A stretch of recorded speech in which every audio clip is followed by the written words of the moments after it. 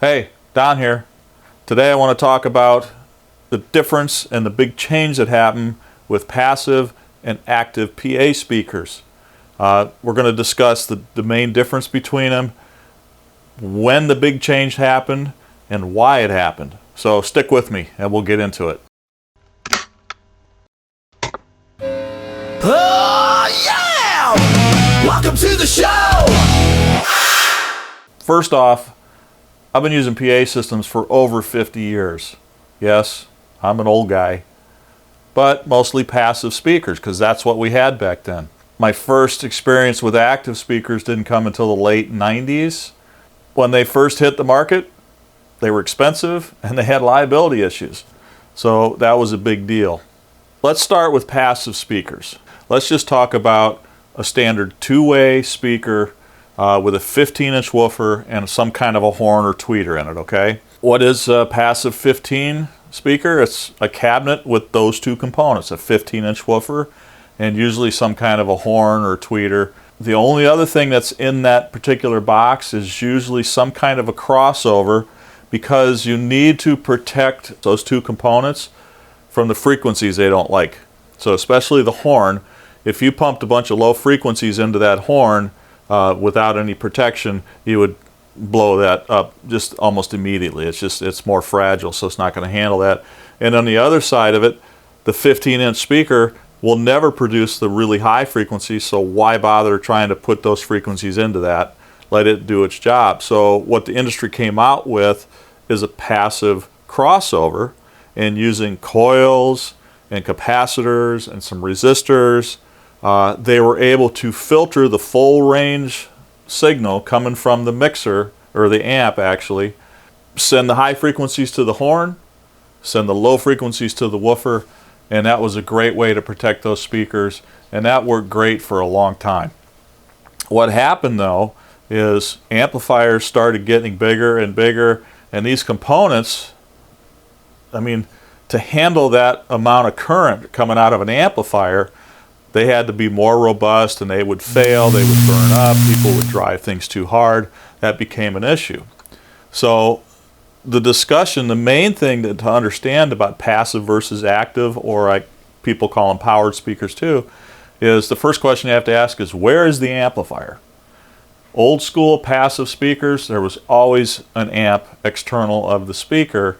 So the signal that the speaker cabinet dealt with was the amplified signal coming out of the amplifier. The best way to relate that is maybe voltages. And I don't know a bunch of them. I remember working on, years ago, a bunch of PVCS 800 amps.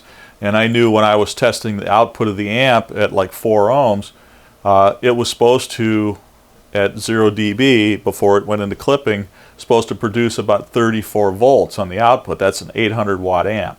Right now there's amps, well, we're using some 4,000 watt amps to drive our subwoofers in the concert rig.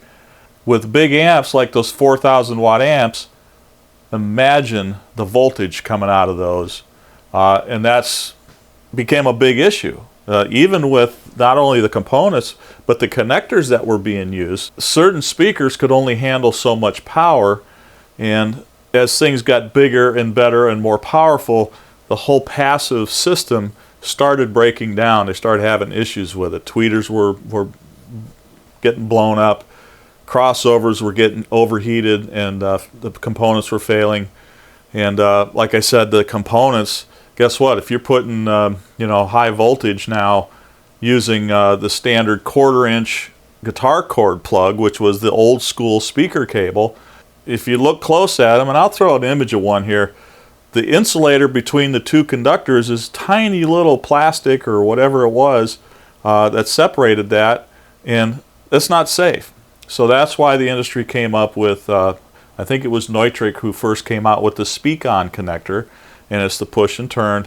It was way better insulated and way safer to handle these higher powered amp outputs from amplifiers. I want to discuss the pros and cons of passive speakers. There's a lot of cons now because of how high-powered amps are and the components, and I saw a lot of damaged components throughout the years. One of the best advantages to passive speakers is if you're doing an install, let's say you want to put some speakers in a church or a school auditorium or something like that, passive speakers only need a speaker cable hooked up to them, where if you're talking now about an active or a powered speaker, besides the signal, the audio signal, it has to have power. So imagine in a gymnasium, for instance, putting up a bunch of powered speakers, you'd have to have power run to each one. I mean, AC power, and then you'd have to have a way to turn them on and off without, I mean, if you can't get up in the ceiling and turn them off individually, that's just impossible. So there's still a use for passive speakers. I want to talk a little bit now, so I've talked a lot about passive. Let's go talk about active. So what makes it an active speaker? The first thing is ask yourself the question, where's the amplifier? On a passive speaker, it's outside the box. It's either an amp, or they used to have powered mixers where they would put a mixer and an amp in one box, but the amplifier was not inside the speaker. Active speakers, they put the amp right inside with the speakers. Why they do that? What's the advantage of that? First of all, woofers are a little bit more robust than any tweeter that's in a cabinet. You don't need as much power to drive that horn or tweeter in that cabinet, but you do need a pretty beefy amp for the 15 that we're using our imaginary speaker, okay? Now that you have the amp circuit built into the speaker itself, they can do two completely separate amp circuits and provide the exact power to each component to make it as efficient as possible and give you the max output. The other thing that they can do now that that circuitry is in there is they can do all the processing, this crossover network, these components that used to be in passive speakers that kept, overheating because they had to be so robust. They were actually having to do their job at the higher voltage, the amplified signal from the amp. So if you do that work, filtering out the lows so that they don't go to the tweeter and filtering out high so they don't go to the woofer, if you do that before it's amplified, way easier. They can build that into these circuit boards inside these active speakers. So now what you've got, if they do a bench test on the thing, they can say, okay, I need this many watts for the tweeter and I want these frequencies. Besides that, it's so easy now to put even some other adjustable processing so they can actually even do a little EQ changing. You go on the back of a speaker. A matter of fact, I've got to go do a rental on I'm renting out a PreSonus Air 10 speaker tomorrow and setting it up here locally. And it's got some settings on the back where, depending on if you're using it for speech or for like a DJ use or whatever, or even a monitor wedge, it's got some preset EQ settings in there to make it sound good for those environments. The fact that you're doing the processing and all of this stuff before it's amplified, that can easily be built into the circuit boards. And the best part of all of it is the cabling. When you're talking about high voltage on passive speakers, the more power you got and the more power handling on the speaker, the bigger the wire has to be. It's just no different than house current. Same thing happens with speakers. When you have amps that are putting out that kind of current and voltage, the more there is, the bigger the wire has to be. Copper's not getting any cheaper, so when you start getting the heavier 12 and even 10 gauge wires to run speakers, and you have to run multiple runs and long distances, that gets to be a pretty big expense. But when you put the amplifier inside the speaker for the active speakers, guess what? The only connection you need now is line level, so you can do that with an XLR mic cable or even an instrument cable like a guitar cable. Now that the cabling is more standardized and uses very common, cables, mic cables and instrument cables, that takes an expense off the table there too.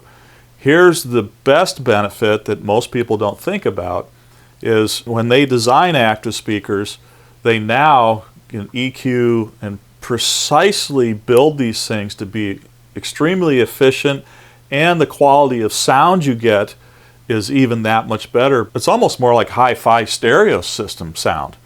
And because they can make it so efficient, instead of having a powered speaker that can handle 500 watts or 1,000 watts, they're making these powered speakers now 1,500 watts, 2,000 watts. But don't let the number confuse you, because efficiency plays a big part of this. I was told by an audio engineer one time that if you got a subwoofer that handles 2,000 watts and it produces maybe 120 dB. He said, wouldn't it be better if you could get that same output with only 1,000 watts?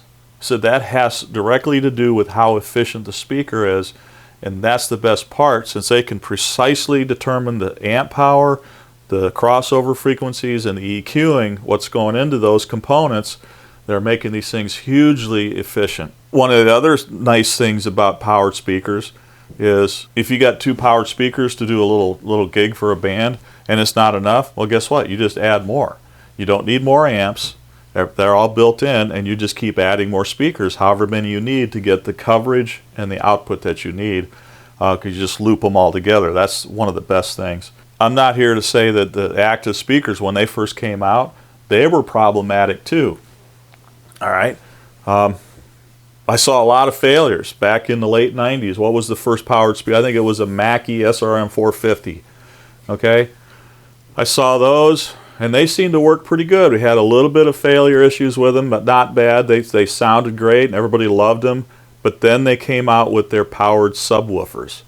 All right, think about this. What were the electronic components back in the 90s? They were wire lead resistors, diodes, capacitors, all that stuff. So a wire went through the circuit board, got soldered on the other side, and then that component just sat there suspended by the wires. Well, you take a whole circuit board full of those components and put it inside of a subwoofer that's just shaking constantly. Guess what happened? You started getting broken solder connections on circuit boards, and things started to fail. It was a huge issue. I'd say we saw almost a 50% failure rate on the early powered subs because of that problem.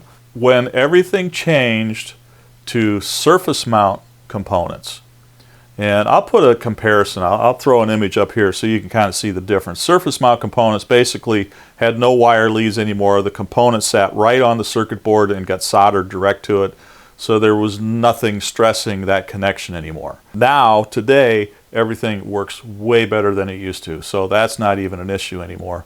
The quality that you get out of these speakers, and they're getting so good with active speakers that like I said, the efficiency is getting better. It's pretty crazy how good they sound. You get a pair of these things, you got a 4,000 watt PA system for your band. Now add a subwoofer with another couple, you can get to 6,000-8,000 watts pretty quick. So let's recap here. The main difference is where the amp is located. So passive speakers, external amplifier. As soon as they went to active and now put the amp inside, they could do all that processing, the crossover network and stuff like that, before the signal got amplified. It made it a lot easier and a lot more efficient, and they no longer had problems with blown speakers like you used to see. That's pretty much all I wanted to talk about with this. I wanted to compare those two, and I wanted to kind of go back and see. The one thing I did, in my mind, at least I should mention this, the one thing that blew me away is how fast, and I think it's when surface mount components came out and there was no longer an issue with failure problems with active speakers. It only took maybe 2 or 3 years, or 4 at the most, for the whole industry just to switch over, and everybody was doing active speakers for portable. I'm talking DJs, bands, you name it, just for rental systems, everything. It's so easy. The fact that they really are plug and play. You plug the power in, hook a mic in or an output from a mixer, turn the volume up, and you're ready to go. You don't have to worry about, oh, do I have the right amplifier size? Do I have the right ohm load calculated? Do I have a heavy enough speaker cable? That stuff, no more. You don't need that. So they really became plug and play again. I think I've covered everything. If you have any questions about this, don't hesitate to leave a comment. I love to answer the comments, and I'm here to try to educate people and let them know how all this stuff works and why it works the way it works. So hopefully you got something out of this video. I want to thank you again for watching this, and let me know if you like this new background, because this is kind of in my office, and I'm a collector of posters and memorabilia from bands that I've worked with in the past, so I wanted that kind of behind me. If you like this, please hit the subscribe. We're still trying to get some subscribers, and give us a like. And like I said before, don't don't hesitate to give us a comment, because I really love answering the comments and I love reading those. So that's all I got. We'll see you guys next time.